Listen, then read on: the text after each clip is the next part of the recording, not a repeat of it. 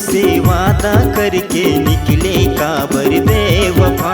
ए ओ दीवानी माया पिरोही दिल के दर्द लदे है मोला। तैहा मोर से वादा करके निकले काबर बेवफा। मोर मायाला कैसे भुला दे तैं, मोर मायाला कैसे भुला दे तैं। जाने से भी ज्यादा तोला चाहे मैं, जाने से भी ज्यादा तोला चाहे मैं। ए ओ दीवानी माया पिरोही दिल के दर्द लदे है मोला। तैहा मोर से वादा करके निकले काबर बेवफा।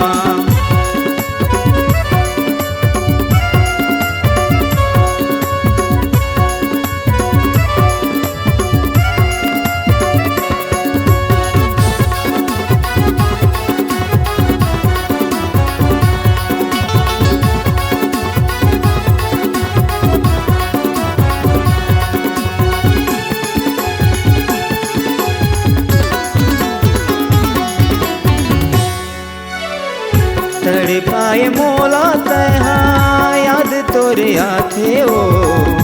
आथस्त सपना मां नींदला उड़ाथे ओ।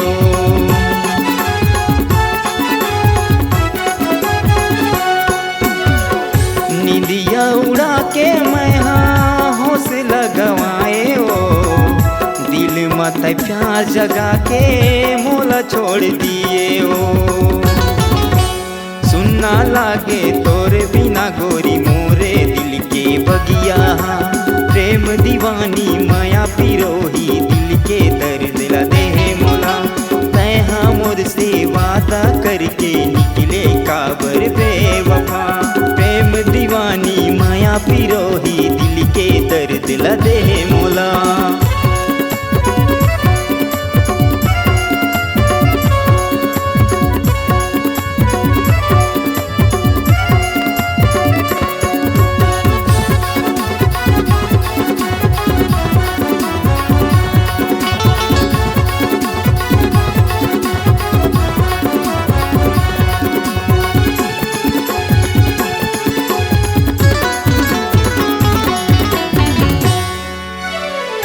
आ जाना तै गोरी तोरे इंतजार है ओ।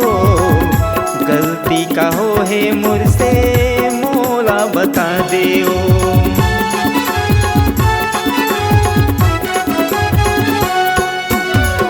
मोरे सही माया वाला औ कहाँ पावे ओ। झन छोड़ दे मोर मायाला नहीं तो पछतावे ओ। तोर बिना कैसे जी हूँ ओ गोरी तही बता दे अब मोला। ए वो दीवानी माया पिरोही दिल के दर्द लदे है मोला। तैहा मोर से वादा करके निकले काबर बेवफा। ये वो दीवानी माया पिरोही दिल के दर्द लदे है मोला। मोर मायाला कैसे भुला दे तैं, मोर मायाला कैसे भुला दे तैं। जाने से भी ज्यादा तोला चाहे मैं, जाने से भी ज्यादा तोला चाहे मैं। ए ओ दीवानी माया पिरोही दिल के दर्द लदे है मोला। तैहा मोर से वादा करके निकले काबर बेवफा। ए ओ दीवानी माया पिरोही दिल के दर्द लदे है मोला। तैहा मोर से वादा करके निकले काबर बेवफा।